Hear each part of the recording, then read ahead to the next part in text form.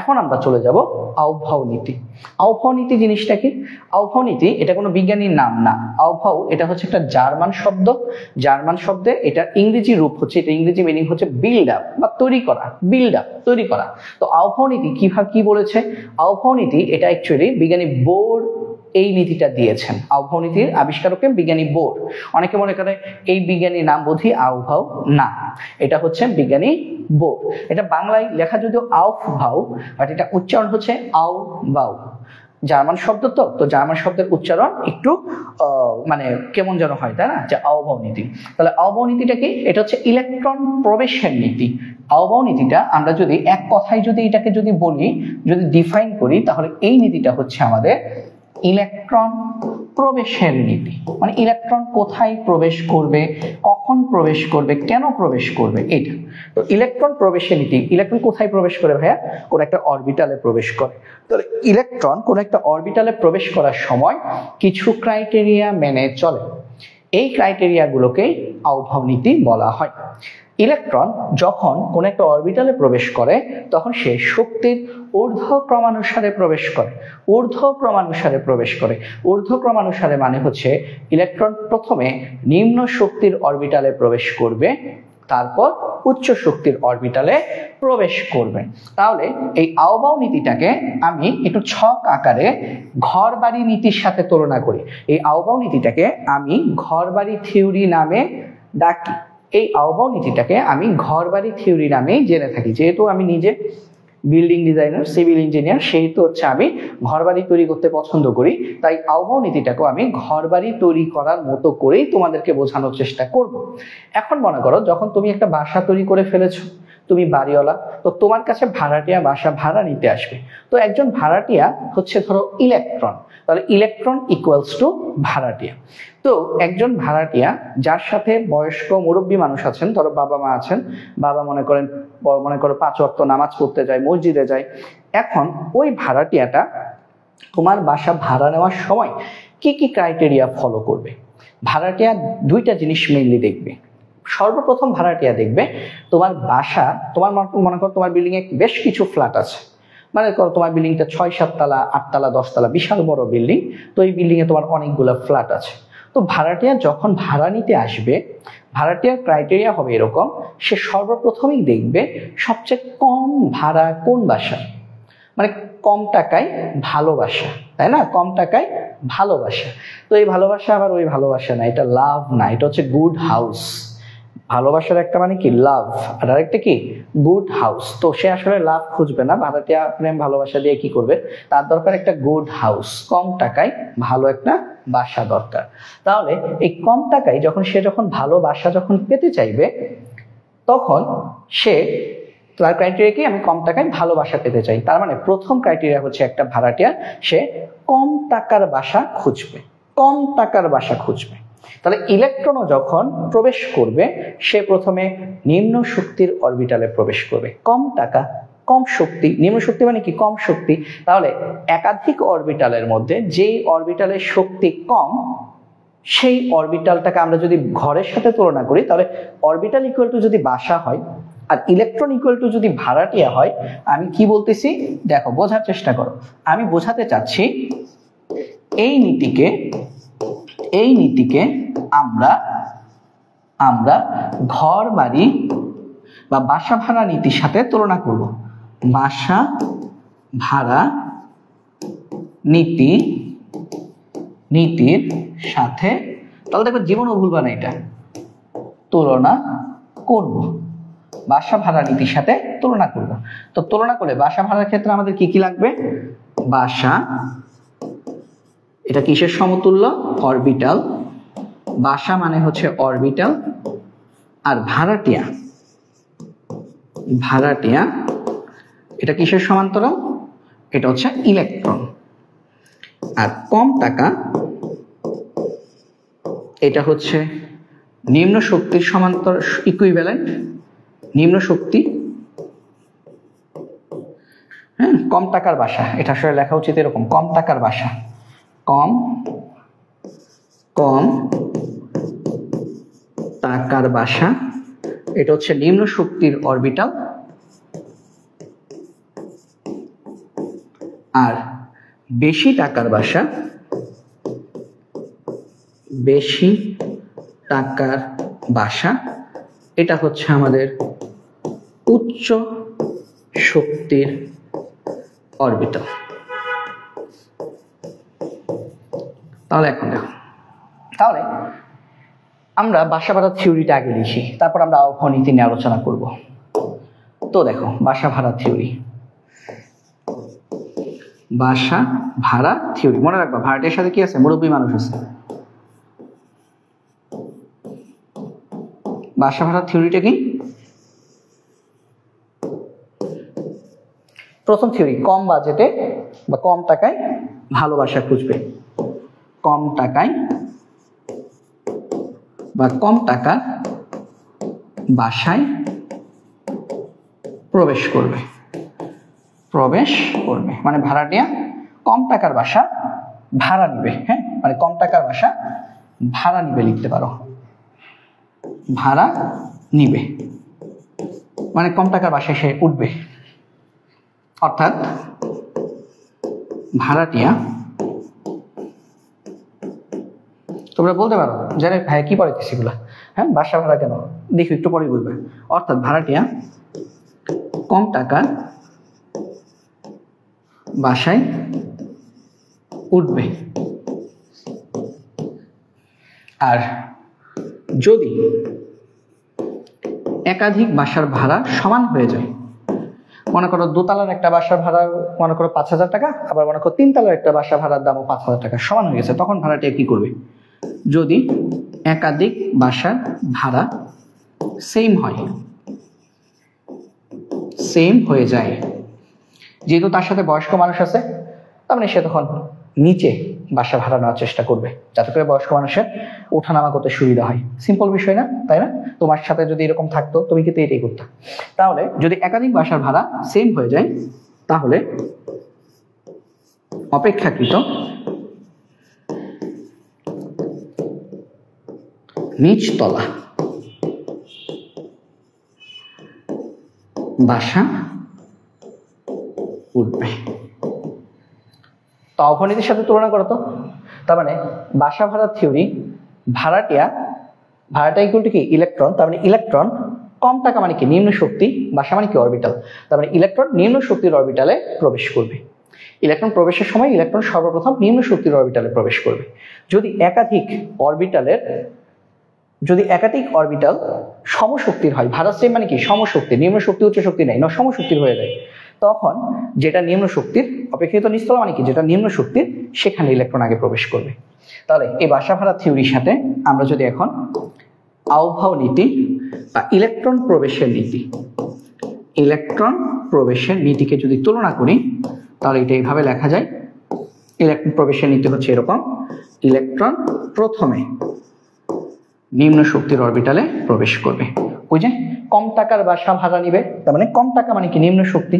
অর্থাৎ ইলেকট্রন প্রথমে নিম্ন শক্তির অরবিটালে প্রবেশ করবে।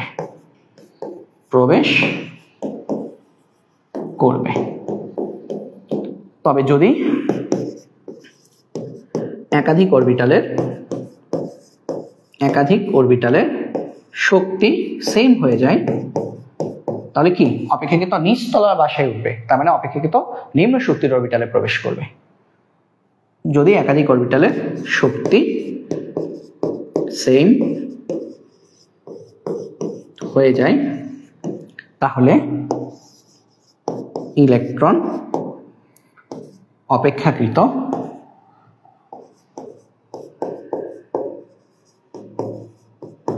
নিম্ন শক্তির অরবিটালে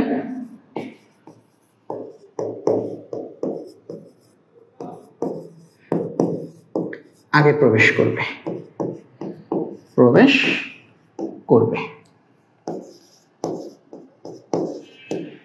ঠিক আছে? যদি এখানে আবার একটা হুন্ডের নীতির একটা ঝামেলা আছে, ওটা হচ্ছে সর্বাধিক অযোগ্য অবস্থায় প্রবেশ করার একটা ব্যাপার স্যাপার আছে। হ্যাঁ, গতকাল পড়েছিলাম সর্বাধিক অযোগ্য বা বেজোর অবস্থায় প্রবেশ করে, ওটার একটা ব্যাপার আছে। তো ওটা এখানে আর খাটতেছে না, ওটার কনসেপ্ট ওই দিক গতকাল পড়িয়ে ফেলছি। আচ্ছা, এখন তাহলে দেখো, তাহলে এই যে শক্তি বলতেছি, নিম্ন শক্তি উচ্চ শক্তি, তাহলে এখান থেকে আমরা তাহলে কি বলতে পারি? তাহলে ইলেকট্রন প্রবেশের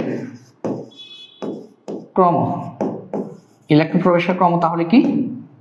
ইলেকট্রন প্রবেশের ক্রম হচ্ছে নিম্ন শক্তির অরবিটাল, এখানে ইলেকট্রন আগে প্রবেশ করবে, আমি এখানে এদিকে গ্রেটার দেন দিয়ে রাখো।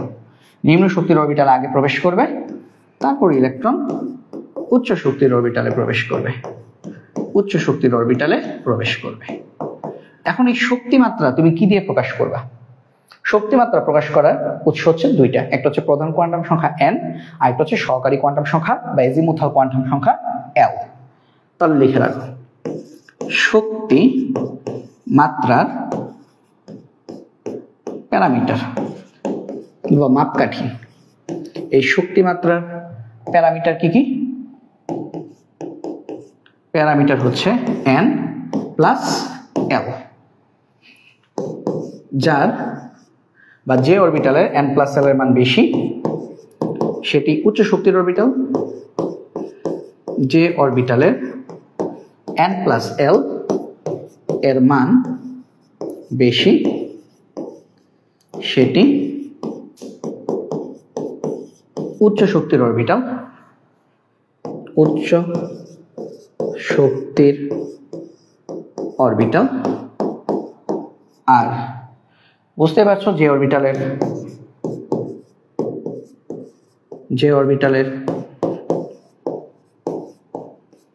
n প্লাস l এর মান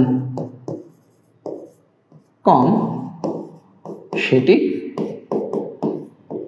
নিম্ন শক্তির অরবিটাল, নিম্ন শক্তির অরবিটাল। সিম্পল বিষয়, তাই না? নিম্ন শক্তির অরবিটাল। তাহলে n+1 বেশি হলে সেটা উচ্চ শক্তির অরবিটাল, n+l কম হলে নিম্ন শক্তির অরবিটাল। তো এগুলো আগে আমাদের অনেক পড়া আছে, অনেকে আমরা জানি, হয়তো আজকে একটু নতুন ভাবে পড়লাম বা হয়তো নতুন ভাবে শিখলাম, বা অনেকে আছো যারা কিনা আগে পড়োই নাই, এটা কখনো এইভাবে বোঝোই নাই, ভালো করে মুখস্থ করেছো। তো আজকে আশা করি সবার এই ডাউটটা ক্লিয়ার হয়ে গেছে। আচ্ছা, তাহলে আবার আমি বলে দিই, আমরা যখন একটা বাসা ভাড়া নিতে যাব তখন আমরা দুইটা ক্রাইটেরিয়া ফলো করব। নর্মালি যদি আমাদের সাথে যদি বয়স্ক মানুষ থাকে এবং আমাদের যদি ইনকাম যদি কম হয়, তাহলে প্রথমে আমরা খেয়াল করি কম টাকায় কোন বাসাটা পাওয়া যায়, কম টাকার বাসাটাই আমরা আগে গ্রহণ করি। আর যদি উপরতলা নিচতলা মানে একাধিক তলায় বা একাধিক ফ্ল্যাটের বাসার ভাড়া যদি সেম হয় তখন আমরা দেখি কোন বাসাটা আসলে অপেক্ষাকৃত নিচে। তাহলে মানে যেহেতু দোতলার বাসাটাও 5,000 টাকা, তিনতলার বাসাটাও 5,000 টাকা, তাহলে আমি দোতলায় বাসা নেই। তাহলে কি হবে? তাহলে হচ্ছে বয়স্ক মানুষের হাঁটাচলা করতে মানে ওঠানামা করতে সুবিধা হবে। তো সেম ইলেকট্রন যখন প্রবেশ করবে কোনো একটা অরবিটালে, তখন সে সর্বপ্রথম কম টাকার অরবিটাল মানে নিম্ন শক্তির অরবিটালে আগে প্রবেশ করবে, তারপরে উচ্চ শক্তির অরবিটালে প্রবেশ করবে। আর যদি দুইটা বা তিনটা মানে একাধিক অরবিটালের শক্তি যদি সেম হয়ে যায়, তাহলে প্রথমে যার হচ্ছে আমার নিচতলা মানে কি, যার n এর মান কম সেখানে আগে প্রবেশ করবে, আর যার n এর মান বেশি সেখানে পরে প্রবেশ করবে। তাহলে এই কথাটা বোধহয় একটু লেখা হয়নি, আমি লিখে দিই। যদি একাধিক অরবিটালের শক্তি সেম হয়, তাহলে সেম হয়ে যায়, তাহলে এটা এইভাবে না, এই কথাটা একটু ভুল লিখছি। যদি একাধিক অরবিটালের শক্তি সেম হয়ে যায়, তাহলে অপেক্ষাকৃত নিচে না, নিচে বলতে n বোঝাই, n। তাহলে যার n এর মান কম সেখানে ইলেকট্রন আগে প্রবেশ করবে। তাহলে যার n এর মান কম সেখানে ইলেকট্রন আগে প্রবেশ করবে। যার n এর মান কম সে হচ্ছে নিচতলা, আর যার n এর মান বেশি সে হচ্ছে উপরের তলা, সেখানে ইলেকট্রন আগে প্রবেশ করবে। ঠিক আছে? তো এই নীতি মনে রাখবা, ইলেকট্রন প্রথমে নিম্ন শক্তির অরবিটালে প্রবেশ করবে। শক্তি কি দিয়ে প্রকাশ করা হয়? n+l। তার মানে যার n+l কম সেখানে ইলেকট্রন আগে প্রবেশ করবে। এখন যদি একাধিক অরবিটালের n+l সেম হয়ে যায়, শক্তি সেম মানে কি? এই শক্তি সেম, এই শক্তি মানে কি? শক্তি মানে হচ্ছে n+l। এই যে শক্তি মানে কি? শক্তি মানে হচ্ছে n+l। ঠিক আছে? একাধিক অরবিটালের শক্তি সেম, শক্তি মানে কি? n+l যদি সেম হয়ে যায়, তখন হচ্ছে যার n কম সেখানে ইলেকট্রন আগে প্রবেশ করবে। ঠিক আছে? যার n কম সেখানে ইলেকট্রন আগে প্রবেশ করবে। আচ্ছা, তো আমরা এখন আসো দেখি ইলেকট্রন প্রবেশের, তাহলে আমরা তাহলে এখন ইলেকট্রন প্রবেশের ক্রমটা দেখি, বা n+l এর ভ্যালুগুলো তাহলে আমরা একটু হিসাব করা শিখি। দেখো, তাহলে আমরা এখানে লিখবো অরবিটাল, অরবিটাল, আর এখানে আমরা লিখবো n+l। তো প্রথম অরবিটাল কি 1s। আচ্ছা, এটা লেখার আগে আমি তোমাদের আরেকটা জিনিস শিখাই দিই। মনে রাখবা আউভাউ নীতি মানে যে বিল্ডিংটার নাম আমরা যদি বলি আউভাউ, তাহলে এই বিল্ডিংটা এখন পর্যন্ত যত মৌল আছে এখন পর্যন্ত এই বিল্ডিংটা হচ্ছে একটা 8 তলা বিল্ডিং। ঠিক আছে, এই বিল্ডিংটা একটা 8 তলা বিল্ডিং। এই আউভাউ বিল্ডিংটা একটা 8 তলা বিল্ডিং। 8 তলা বিল্ডিং মানে কি? মানে হচ্ছে n এর মান 8। 8 তলা বিল্ডিং মানে n equal to or less than 8, মানে n এর মান 8 এর থেকে ছোট বা সর্বোচ্চ 8 হতে পারবে। হ্যাঁ, 8 তলা বিল্ডিং, এটা একটা 8 তলা বিল্ডিং। তার মানে হচ্ছে n 8, এটা কিন্তু 4 না, এটা হচ্ছে 8। হ্যাঁ, n হচ্ছে 8 এর ছোট বা 8 এর সমান, এবং সর্বোচ্চ ভাড়া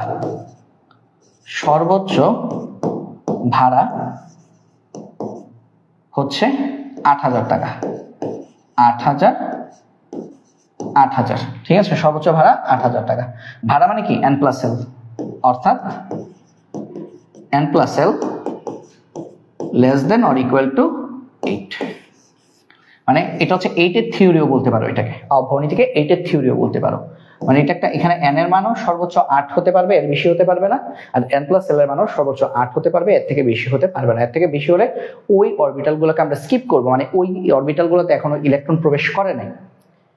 আদৌ কি প্রবেশ করবে? হ্যাঁ, করতে পারে। এখন বর্তমানে মৌলের সংখ্যা 118টা। মনে করো কখনো মৌলের সংখ্যা 200টা, 250টা, 300টা আবিষ্কার হয়েছে, তখন ওই যে নতুন নতুন মৌলগুলো গিয়ে প্রবেশ করবে, তখন বিল্ডিং এর সাইজটা আরো বড় হবে, আর তখন আমাদের ভাড়াটাও 8,000 থেকে বেশি হবে, বা বিল্ডিংটা 8 তলা থেকে আরো বেশি হতে পারে।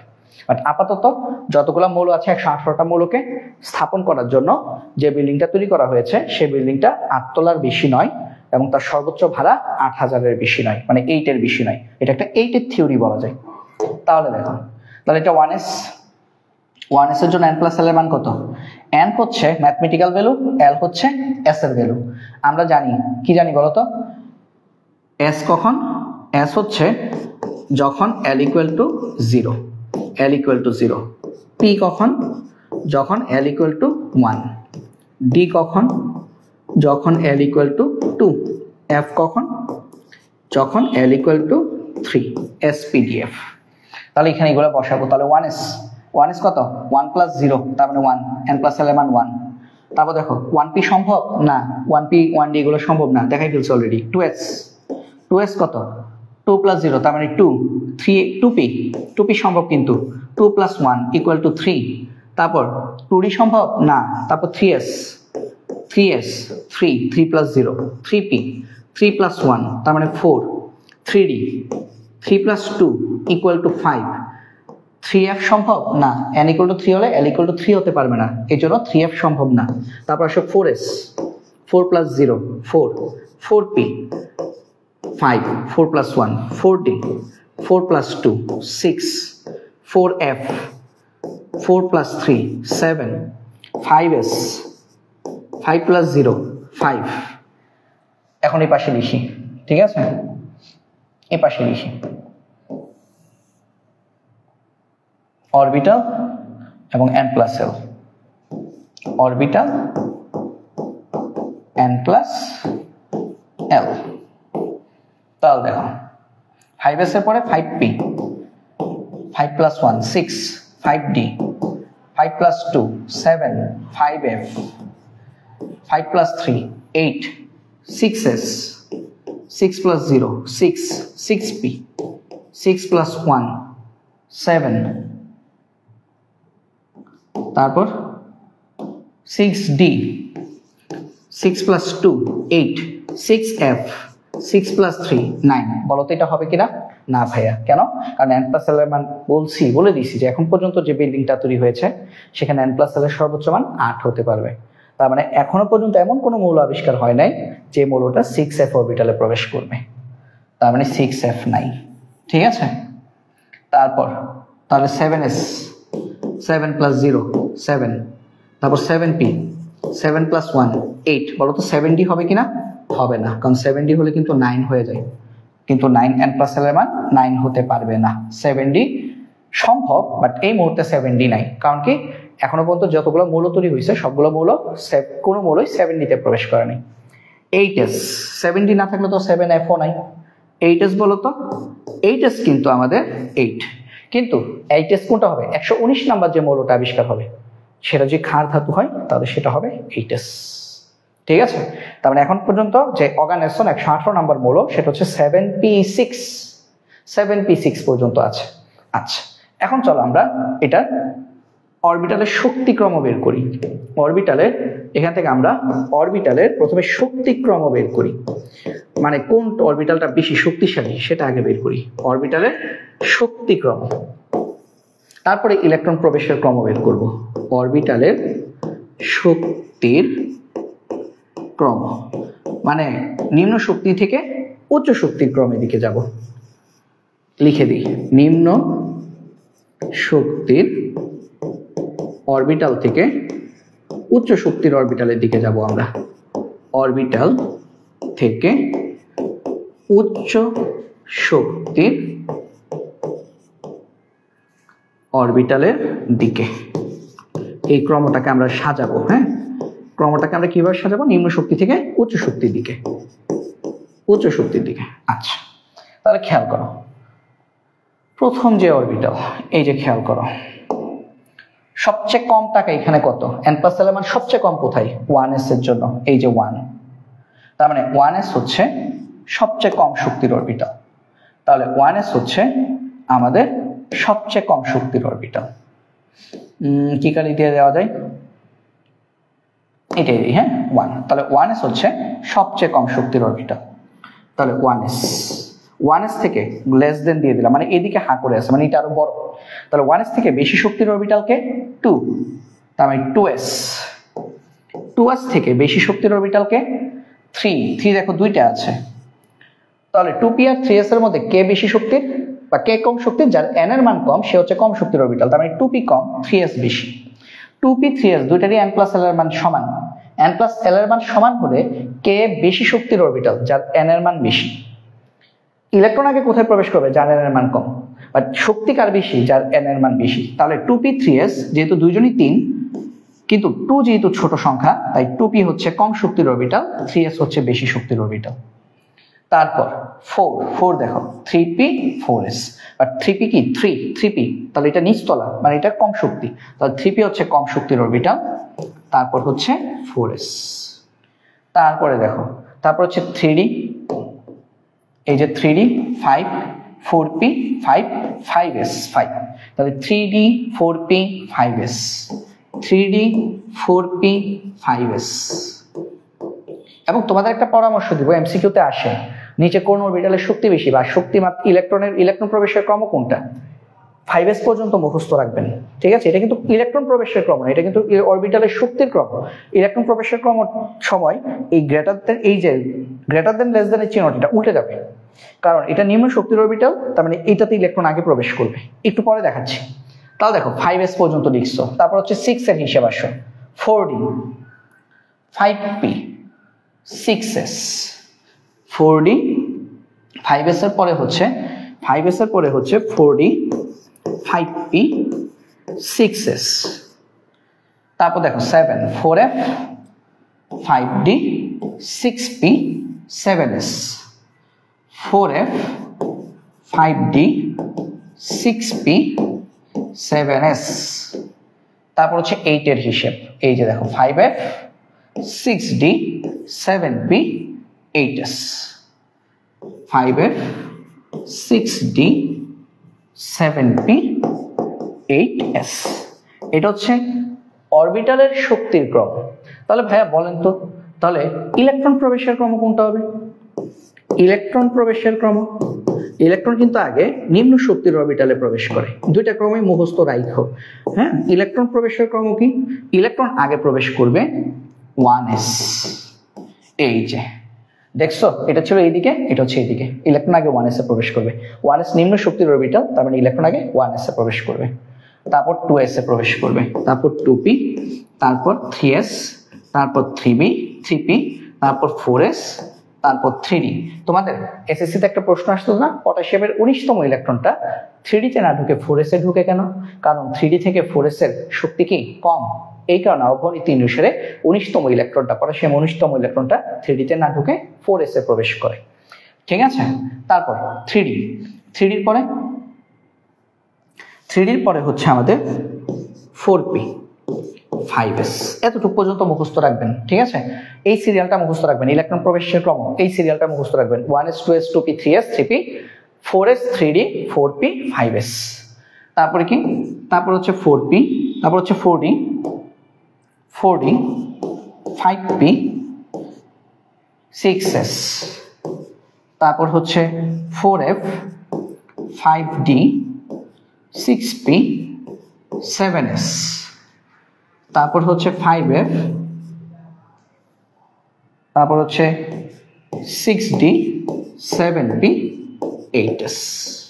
মানে উপরে যা লিখছো হলুদ কালার দিয়ে অরবিটালের শক্তির ক্রম, তার জাস্ট উল্টা দিক ঘুরাই দিলে এটা হচ্ছে ইলেকট্রন প্রবেশের ক্রম। ঠিক আছে, তাহলে এই দুইটা লাইন থেকে তাহলে আমরা বলতে পারি, অর্থাৎ ইলেকট্রন প্রবেশের দিক বা ইলেকট্রন প্রবেশের ক্রম অরবিটালের শক্তির ক্রমের বিপরীত, অরবিটালের শক্তির ক্রমের বিপরীত বা উল্টা। ঠিক আছে, ওকে। এখন এটা আরো কত ভাবে মনে রাখা যায়? আরেকটা তোমাদের মেইন বইয়ে একটা জিনিস ছিল না, একটা শর্টকাট ছিল, তো সেটা দেখাই। দেখো তো, আমাদের মেইন বইয়ে ছিল এরকম যে 1s 2s 3s 4s 5s 6s 7s 8s, তারপর 1p তো নাই, এখানে 2p 3p 4p 5p 6p 7p 8p হবে না, কারণ 8p হলে কত হয়, n প্লাস l এর মান 9 হয়ে যায়, 9000 টাকা হয়ে যায়, এই জন্য হবে না। তারপর 3d নাই, 2d নাই, তাহলে 3d 4d 5d 6d 7d হবে না, তাহলে 9 হয়ে যায় n প্লাস l এর মান। 4f 3f আছে নাই, তাহলে 4f 5f 6f হবে না, 6f হলে কিন্তু আবারও আমাদের 9 হয়ে যায়। ওকে, তাহলে ইলেকট্রন প্রবেশের ক্রমটা কিভাবে আসবে খেয়াল করো।